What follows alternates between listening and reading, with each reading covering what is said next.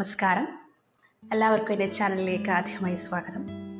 ഇന്നത്തെ എൻ്റെ വീഡിയോ എന്ന് പറയുന്നത് ഒരു തുടർക്കഥയാണ്. ഞാൻ തന്നെ സ്വന്തമായിട്ട് എഴുതിയ ഒരു തുടർക്കഥയായിട്ടാണ് ഞാൻ വന്നിട്ടുള്ളത്. ഒരു 7-8 പാർട്ടായിട്ട് ഞാൻ ഈ തുടർക്കഥ അപ്ലോഡ് ചെയ്യുന്നതാണ്. അപ്പോൾ കഥകളൊക്കെ കേൾക്കാൻ ഇഷ്ടമുള്ളവർക്ക് തുടക്കം തൊട്ട് തന്നെ സപ്പോർട്ട് ചെയ്യാം. കഥയുടെ പേര് ഇന്ന് നിനക്ക് പ്രിയപ്പെട്ടവൻ എന്നാണ്. അപ്പോൾ നമുക്ക് തുടങ്ങാം.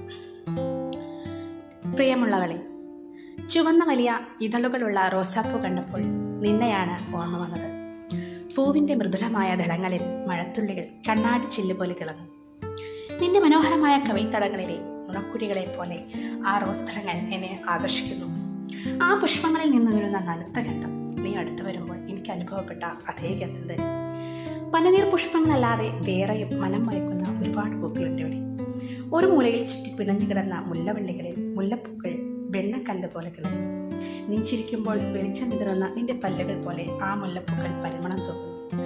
പച്ചവിരിച്ചു നിന്ന ചെമ്പരത്തിയിലകൾക്കിടയിൽ നിന്റെ തേൻ പൊഴിക്കും അധരം എന്ന് തോന്നുന്ന ആ ചെമ്പരത്തിപ്പൂക്കൾ കാറ്റിലാടുന്നു. സൂര്യനെ പ്രണയിച്ചു മോഹമടങ്ങാതെ വാടി നിൽക്കുന്ന സൂര്യകാന്തിയെ പോലെയാണോ നീ ഇപ്പോൾ? സൂര്യൻ ഞാൻ തന്നെ എന്ന് തോന്നിപ്പോകുന്നു. പൂക്കളെ കൂടാതെ ഒത്തിരി ജീവികളും സ്വൈരവിഹാരം നടത്തുന്ന സുന്ദരമായ ഒരു സ്ഥലത്താണ് ഞാനിപ്പോൾ നിൽക്കുന്നത്. ഇവിടെ അടുത്ത് എന്നെ നോക്കിയൊരു മയിൽ നൃത്തമാടുന്നുണ്ട്. നിന്റെ ചുവടുവയ്പും ഭാവങ്ങളും മയിലുകൾ എനിക്ക് സമ്മാനിച്ചു. പിന്നെയും ഒരുപാട് പുഷ്പങ്ങളിൽ നിന്റെ കാന്തിയും ശോഭയും ഞാൻ കണ്ടു. നിന്റെ മുടിയിഴകളിലെ എണ്ണ കാച്ചിയ സുഗന്ധം എന്നെ ആലസ്യത്തിലേക്ക് തള്ളിയിട്ടു. പ്രണയപരവശനാക്കുകയും ചെയ്തു. നിന്റെ ആ സുഗന്ധം എന്നിൽ തങ്ങി നിൽപ്പുണ്ട്. ആ മണവ് ശ്വസിച്ചാണ് ഞാൻ ഉറങ്ങുന്നത്. സ്വപ്നങ്ങൾ കാണാൻ പ്രചോദനമായതും ആഘാതമാണ്.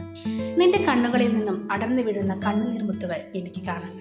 അത് നിന്റെ മുഖത്തെ മങ്ങലേൽപ്പിക്കും. നിന്നിലലിയാനായി ഞാൻ ആഗ്രഹിച്ച നിമിഷം ഈ ലോകം എന്നെ കീഴടക്കി. ഈ ലോകം എന്ത് തന്നാലും അത് നീയോളം വരില്ല. എൻ്റെ ഈ ലോകം നിനക്ക് അന്യമാണ്, ദൂരെയാണ്. എങ്കിലും നിന്നെയും കാത്ത് ഞാൻ ഇരിക്കുന്നു.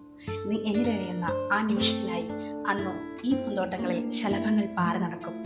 ഇനിയും നീളുന്നില്ല, ചുരുക്കുന്നു എന്ന് നിനക്ക് പ്രിയപ്പെട്ടവൻ സ്വർഗത്തിൽ നിന്നും. അമ്പിളി കണ്ണുകൾ തുറന്നു നോക്കി. അരികിൽ ആരുടെയോ ഗന്ധം.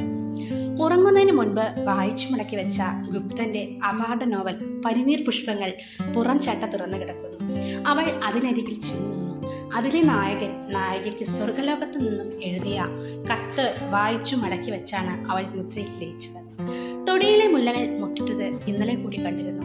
അതിൽ തൊട്ടപ്പോൾ മധുവേട്ടൻ വഴക്കു പറഞ്ഞു. മുല്ലപ്പൂക്കൾ മാത്രമല്ല, ഉദ്യാനത്തിലെ എല്ലാ പുഷ്പങ്ങളെയും ലാളിച്ചു വളർത്തി താരാട്ട് പാടുന്ന ആളാണ് മധുവേട്ടൻ. മുല്ലപ്പൂക്കളെ സ്പർശിക്കാൻ സമ്മതിച്ചില്ലെങ്കിൽ എന്താ, തനിക്ക് പനിനീർ പൂക്കൾ സ്വന്തമായുണ്ടല്ലോ. അവൾ ഒന്ന് അഹങ്കരിച്ചു. 6-ാമത്തിലെ പൂക്കളേക്കാൾ ഒത്തിരി വിലയുണ്ട് ഗുപ്തന്റെ പനിനീർ പൂക്കൾക്ക്.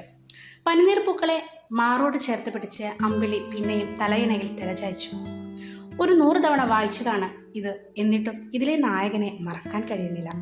ഒരുപാട് സങ്കല്പിച്ചു നോക്കി അതിലെ നായികയാവൻ. നായികയുടെ കത്ത് കാത്ത് മനസ്സ് മരവിക്കുന്ന നായകൻ. അങ്ങനെയാണ് താൻ തന്നെ ആ കത്തിനുള്ള ഒരു മറുപടി എഴുതാമെന്ന് വെച്ചത്. അത് ആരും കാണാതെ സൂക്ഷിച്ചു വച്ചിട്ടുമുണ്ട്. അമ്പിളി കണ്ണുകളടച്ചു വീണ്ടും കിടന്നു. അമ്പിളിക്ക് ഇപ്പോൾ കുഴപ്പമുണ്ടോ ശ്രീദേവി? കാവിൽ വെച്ച് ശ്രീദേവിയോട് ശിവാനി ചോദിച്ചു. അപ്പോൾ തുടർക്കഥയുടെ 1-ാമത്തെ ഭാഗം ഇവിടെ കഴിഞ്ഞു. അടുത്ത ഭാഗവുമായിട്ട് ഞാൻ അടുത്ത വീഡിയോയിൽ വരാം. അപ്പോൾ എല്ലാവർക്കും കഥ ഇഷ്ടമായെന്ന് കരുതുന്നു. ഇഷ്ടമായെങ്കിൽ എല്ലാവരും ലൈക്ക് ചെയ്യുക, കമൻറ്റ് ചെയ്യുക, സബ്സ്ക്രൈബ് ചെയ്യുക. തുടർന്നും സപ്പോർട്ട് പ്രതീക്ഷിക്കുന്നു. Thank you.